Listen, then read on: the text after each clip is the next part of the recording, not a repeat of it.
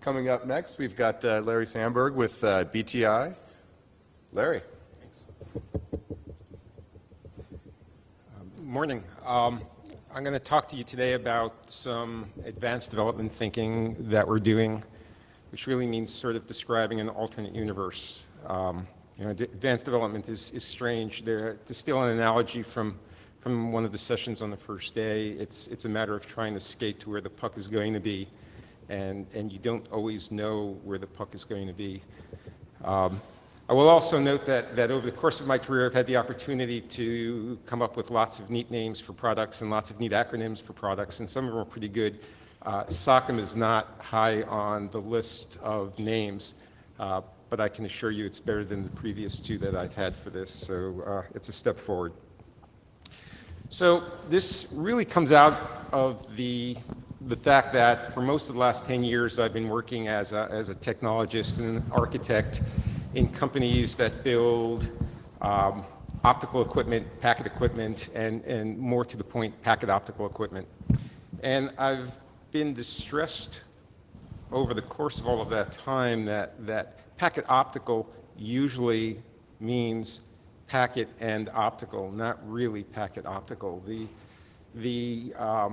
The coordination between the packet layer and the optical layer has been either non-existent or in my opinion, very poor.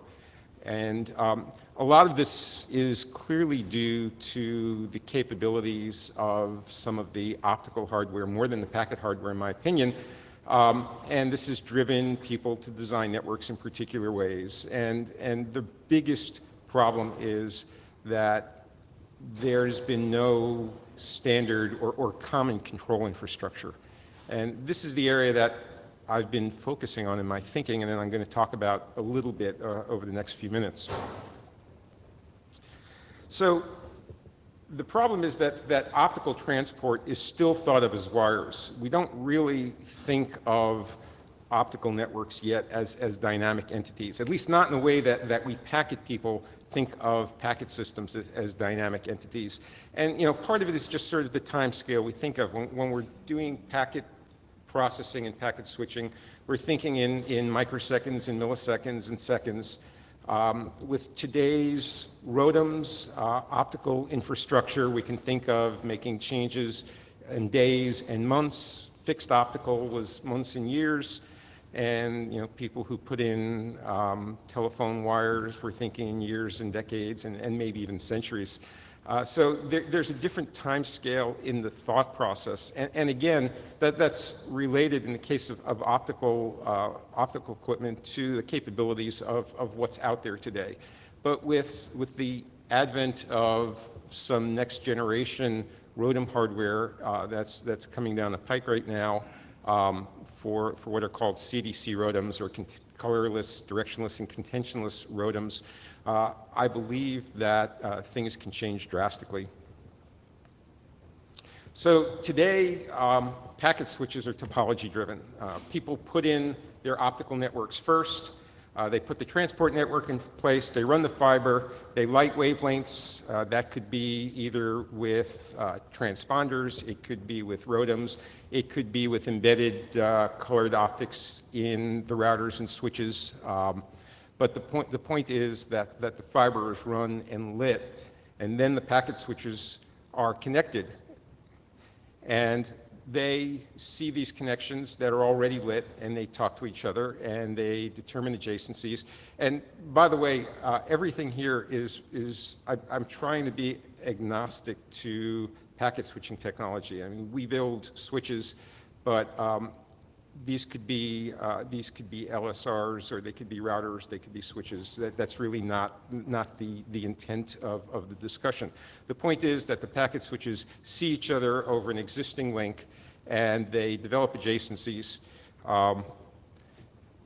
Then they develop their forwarding paths, they build their forwarding tables or their routing tables, whatever, and then the services are defined. So, to some extent, this is like building a road between, I'll pick two cities, Boston and New York, and two possibilities. One is you build the straightest possible road between Boston and New York merely to find out that 30% of the traffic all exits at one place and travels 10 miles on back roads to get to a depot. Or alternatively, you build a road between New York and Boston polygonally between 20 cities merely to find out that 10 of those cities never have any traffic exiting. Neither of those are efficient use of resources. They both cost money, and to some extent, building the optical network and building the routed network before you know where your customers are going to be putting their services falls into a very similar category. So all packet switches draw their spanning trees across accessible switches, and the operative word is accessible. I mean, if there's no light, then there's no adjacency. Of course, new paths can exist. You can light up a new wavelength, you can connect it to your routers, and lo and behold, the routers are going to create new adjacencies and update their routing tables. But that's not something that the routers did. It's something that somebody else did, and the routers just discovered. So an alternate vision of the universe in terms of how we deal with Ethernet services, and Ethernet services are the area that I primarily focus on. Today, Ethernet services are static, monolithic, and long-lasting. You know, you basically sell a customer a 100 megabit service from point A to point B. It's expected to be there all the time. It doesn't come and go, and sometimes it's used, sometimes it's not used. I envision a world a few years out where they're dynamic, where they're granular. People will be creating smaller services, but more of them, and they'll be ephemeral. They'll come, they'll go, you'll create a service, you won't create a service. I could even envision a situation where application libraries, you know, Python libraries or C libraries, actually have primitives that let you create an Ethernet service within some infrastructure, like you can do with AWS to create a variety of resources, and basically say, I need 100 megabits from this port to this port now, create the service, give me this QoS, transfer a bunch of data, take the service down. That's not the way services are today, but I believe that as time goes forward, that's a way that people will be using Ethernet services if the infrastructure would support that. But to get there, we really have to turn everything we know upside down. We can't assume that services are going to go where the bandwidth is, just like we can't build a road blindly and assume that we know where the exits are supposed to be. We need to figure out ways of putting the bandwidth where the services are. So that requires a very different kind of thinking. So imagine if the connections didn't exist a priori. What if you started the network as a blank state? You had your ROADMs and your packet switches, and you wired them up, but you didn't really light any wavelengths up except maybe some supervisory channels for letting the ROADMs talk to each other for their equalization, for letting the packet switches do LLDP with each other to determine who's out there and what the topology is, but you didn't actually light any data channels. And then the packet switches and the optical switches could work together to figure out where to create paths as needed as services are created. Then we could configure the network dynamically. We could figure out where the bandwidth was needed. We could put the bandwidth where it was needed, and we wouldn't have to be guessing about where customers are going to be placing bandwidth, or find that we've got plenty of bandwidth in the network, but not between the 2 points where a particular customer needs it. So SOCM.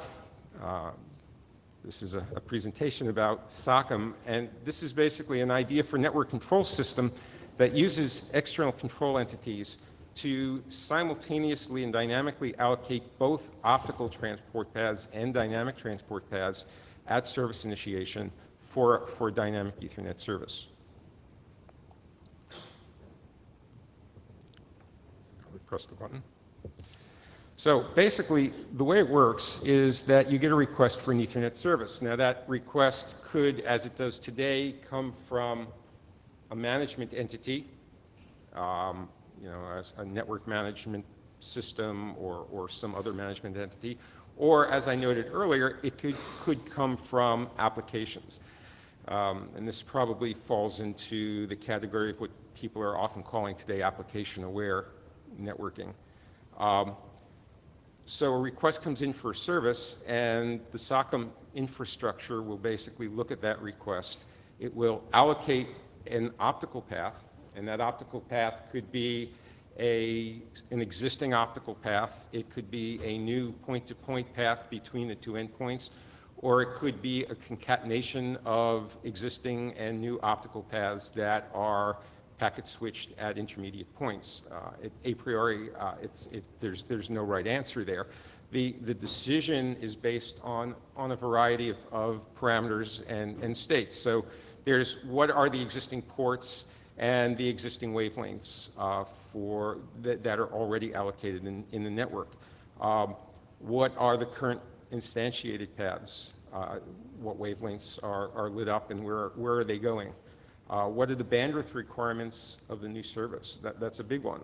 Obviously, if I have a wavelength between point A and B, that's a 10G wavelength, and I've got a 4G service on that wavelength, I can't add another 8G service to that wavelength. So that's an important point. Quality of service.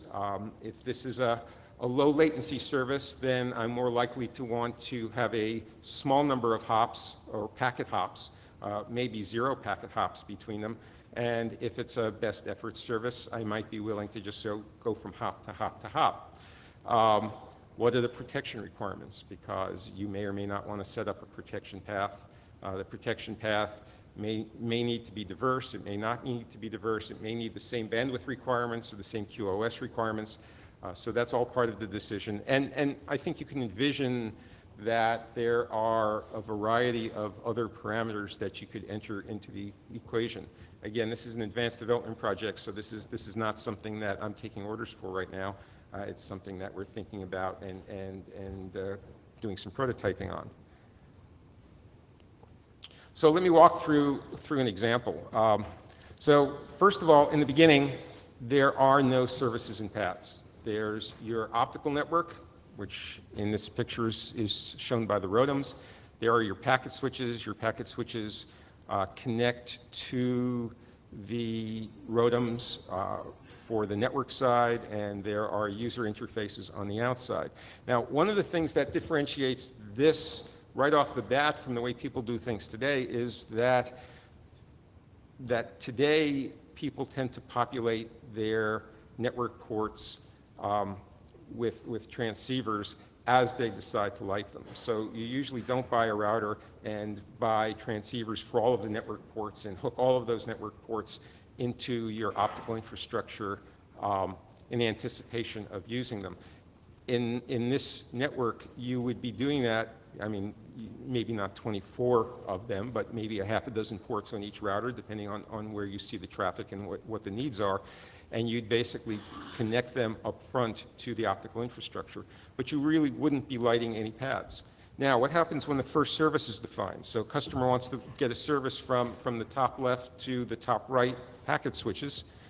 What will happen is that the system will say, okay, I need a path from packet switch A to packet switch B.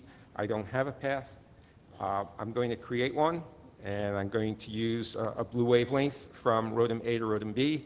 And there's a rules database that goes along with this that defines rules for many, many things, including what order to allocate wavelengths on.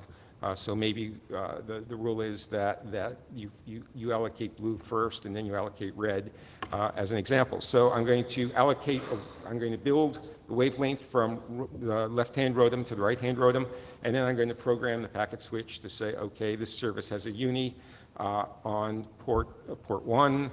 It should be forwarded to NNI1. I should tune the transceiver on port 1 to blue, and tunable transceivers are common today, and that's part of the requirement. And then similarly on B, I do the same thing. I define that there's a uni on Z. I say that the NNI for that is on port 5, and now I have my Ethernet service. And I'm using exactly as many wavelengths and exactly as many hops as I need to support that service. So what happens next if I add a couple of more services? So I'm going to add another service between the top two routers, S2, and the system is going to note that I already have a wavelength between those routers, the blue one. The two services will fit on that wavelength, so I don't need to create another wavelength. So we just have to program the packet switch to forward from the unis to that network port on both of the packet switches. And now S1 and S2 are both traveling over that blue wavelength between the two packet switches.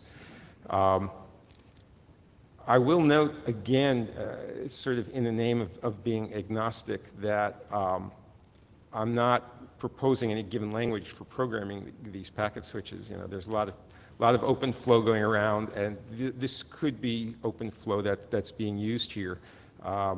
Again, it's not really relevant to the goal of the solution. So now we have one more service, S3, and that's between the upper left switch and the lower right switch. Well, clearly we need another optical path because we don't have an optical path today between those two switches. So we have a choice. We could either concatenate two optical paths, so we could go from A to B and then B to D and packet switch across that path. That's a pretty common way to do it. And if there's enough bandwidth on two, you might want to do it that way. Or, because these are ROADM networks, we could simply create a wavelength directly from A to D.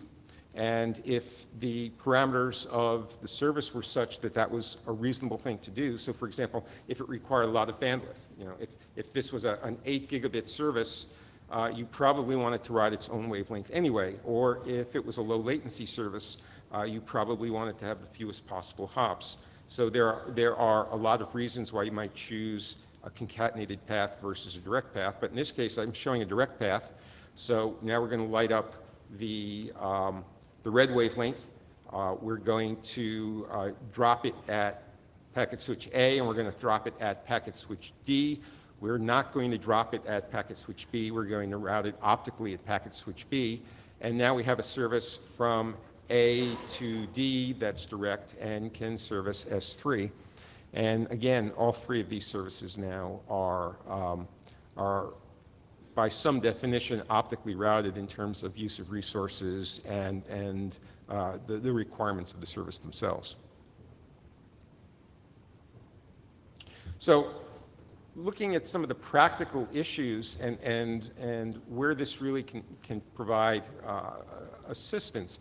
This is one of our customers' networks. This is actually a pretty prototypical network. There are probably 1 million networks out there, but we have a customer that's replicated an infrastructure sort of like this in a bunch of cities.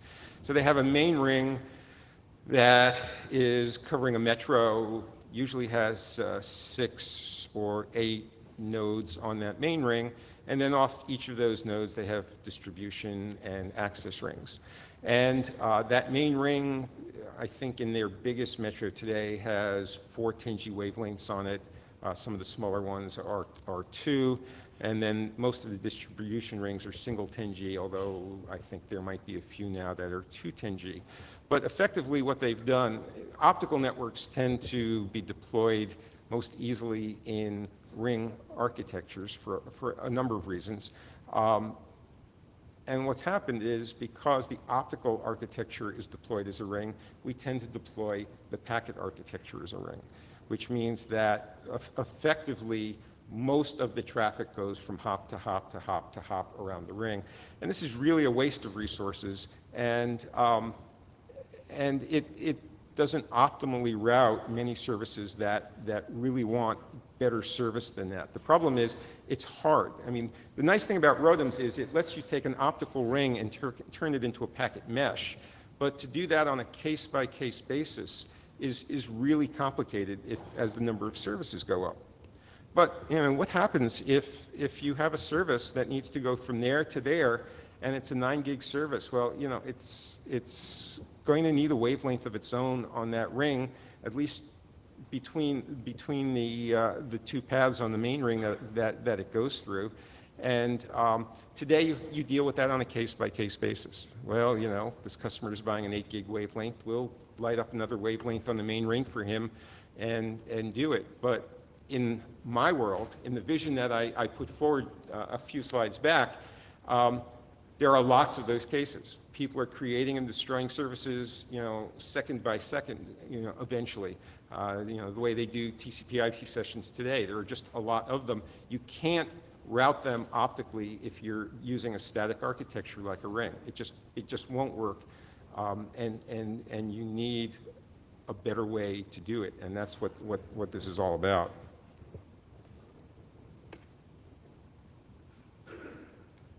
And the other capability that comes along is something that we've been calling wavelength defragmenting. You know, if you think about it for a second, let's say you're creating 3 4G services. Now, obviously, you're going to need 2 wavelengths for that to carry all 3 of those. But what happens now if you delete one of those 4G services?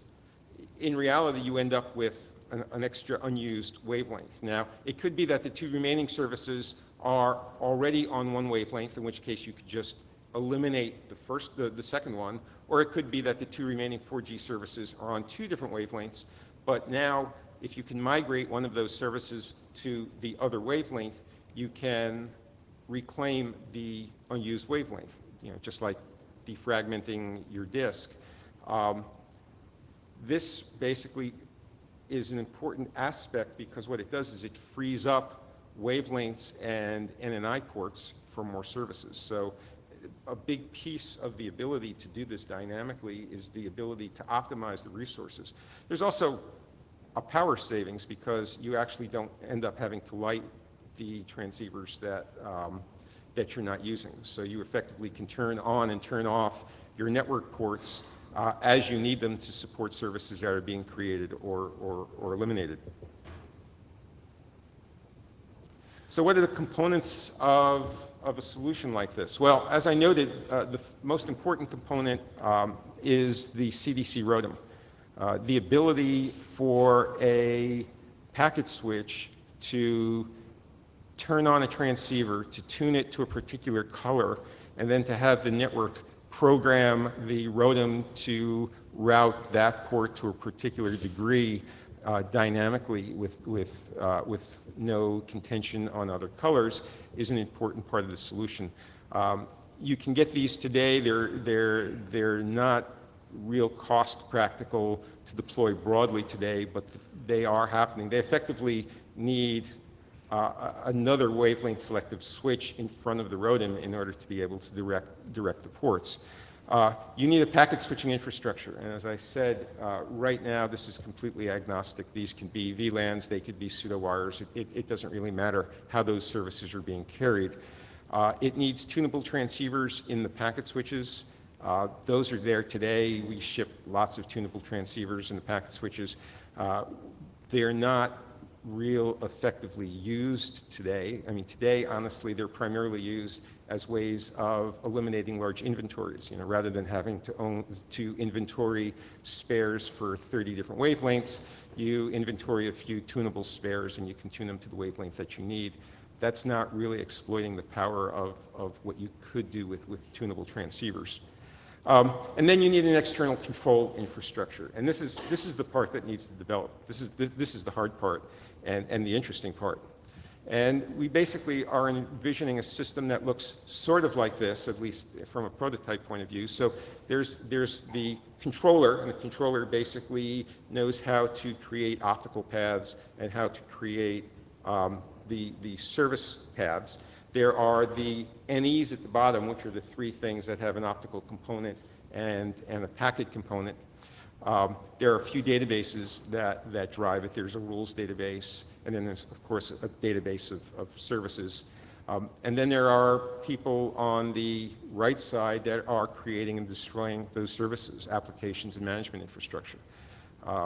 And these pieces conspire together to create the dynamic packet optical infrastructure, which is sort of my goal. important three-letter words. Now you can all write checks because everything has to say SDN on it. But realistically, the power of SDN in my mind is not that it lets you do existing things cheaper or better or in a vendor independent way, but that it enables you to do things that are impossible to do without it, or it facilitates doing things that are just hard to do without it. Doing the kinds of things that I'm talking about with SOCM are really hard to do with combined data and control plane in the NE, because it really requires an entity that can look at the packet infrastructure and the optical infrastructure from above and coordinate them together.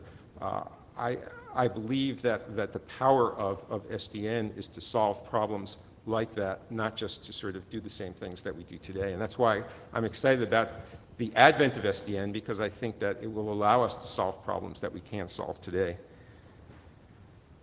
So, SOCM puts the bandwidth where the services are. That's probably the most important aspect. Today, we try to put services where we've already put the bandwidth. That doesn't work in my mind. For the long term, what's important is to try to figure out how to allocate the bandwidth for where the services are getting put. This requires an external control entity. It requires modern modem technology. And it basically configures the network based on services and flows. This gives you better utilization, better response to changes in load, and less manual configuration, less guesswork, and hopefully a better network. Thank you. And we have time for a few questions.